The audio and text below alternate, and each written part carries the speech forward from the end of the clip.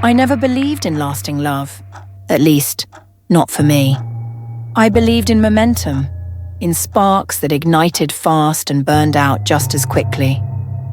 Apps like Tinder, they weren't for finding a soulmate. They were playgrounds for pleasure, fleeting and fun. A swipe here, a drink there, a night of passion. No promises, no disappointments. That night I wasn't even looking.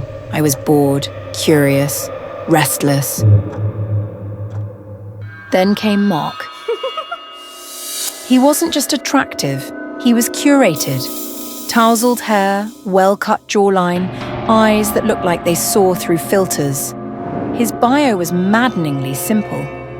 I cook well. I never rush a meal. And yet it hit something. It felt mature, confident, real. We matched instantly, his first message. Dinner tonight? I replied, where and when? By 9:43 p.m, I was on my way to his house outside the city. Mark's place was more than a house. It was a villa, hidden behind high hedges, sleek, modern, and warm with soft lighting. When I stepped inside, the smell of rosemary and smoked meat embraced me. He greeted me in a crisp shirt, sleeves rolled. Welcome. I hope you're hungry. A long table waited, adorned with wine, candles, and a small tray of homemade pâté. You made this? I thought he was being dramatic, artsy, maybe a little eccentric. He explained how the pâté was made, from how the liver must be handled to the chilling process. I laughed. He was intense, passionate, but charming.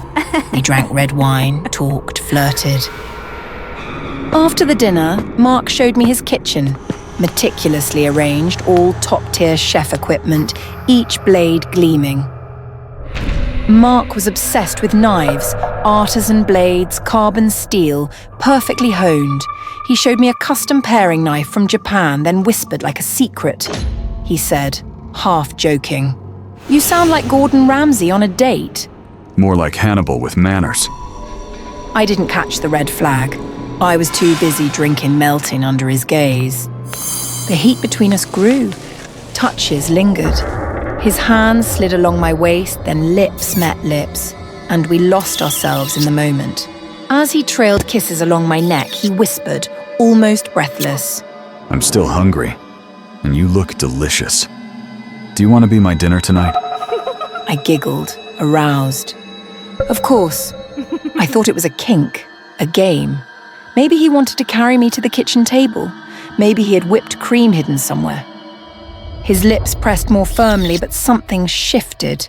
His grip tightened, not seductive, but possessive. His breath grew shallow. Then I felt it, the unmistakable chill of cold metal. A sharp prick at the base of my skull. I tensed. Not playful, not sexy. He said flatly. I mean it. It took me a second to process, then two. His eyes were no longer warm. They were vacant, detached. Mark, what are you doing? His smile remained, but it no longer belonged to a man flirting.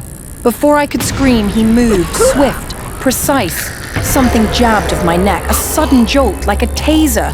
The pain wasn't deep, but it sent a paralyzing shockwave through my spine. My muscles seized, my vision blurred. I collapsed, limbs flailing uselessly, thoughts scattering like marbles across a floor I could no longer feel. Then darkness. I woke up strapped to a table in the center of the sleek, high-end kitchen.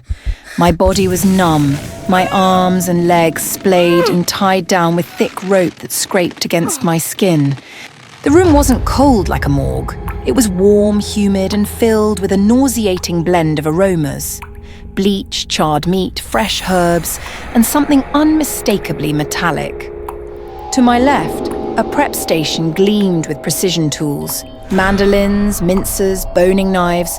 On the kitchen island sat a bowl of something marinating. Was it beef? Pork? My stomach twisted. I tried to scream, but my throat was sandpaper dry. My tongue stuck to the roof of my mouth. My limbs were bound tightly, thick leather straps cut into my skin, keeping me spread and helpless. Footsteps. Then Mark entered, donning a blood-smeared apron like a chef ready for his shift. There was a shimmer in his eyes. Not joy, not madness, but something twisted in between. You're awake. Good. The first time should be memorable. What the hell is this? I rasped, terror making my voice crack. I always wondered what it would be like. He said, almost dreamy. After watching Hannibal, it just clicked. You're perfect. Fresh. Clean. Beautiful. He approached with a paring knife, its edge honed to perfection. Blood type A, right? They say it's the most flavorful. He pressed the blade to my neck. A stinging slice. I screamed. He caught the blood, tasted it, then gagged, violently, his face contorted in horror. He stumbled to the sink and vomited, retching like a poisoned man. The knife clattered to the table. He was too busy heaving to notice that my eyes had locked onto the knife on the floor. My wrist twisted painfully toward it. Awkward, strained, the cold steel kissed the edge of the rope binding my wrist. I began to saw. Once. Twice. The blade bit into the coarse fiber and grazed my skin. Pain flared hot and raw, but I didn't stop. Mark groaned again, spitting bile into the sink, muttering something about preparation and balance of flavor. The rope snapped with a frayed gasp. I yanked my wrist free, the skin beneath it raw and bleeding, my pulse pounding in my ears like war drums.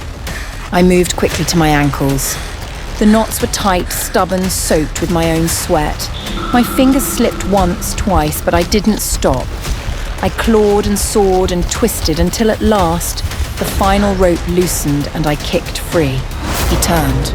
No, not yet. I snatched the knife, stumbled to my feet and lunged, not at him, but at the sleek wall oven beside me. The blade drove deep. Glass shattered. Gas hissed like a snake let loose. Flames erupted in an instant, racing across the countertop. He screamed, not for me, but for the oven. No! That's a $6,000 Viking! I toppled a prep table into his path, the clang loud as a gunshot, then sprinted into the smoke-choked hallway without looking back. I grabbed my phone from a table near the entryway. 1% battery. 911, please help. But Mark's voice echoed from behind.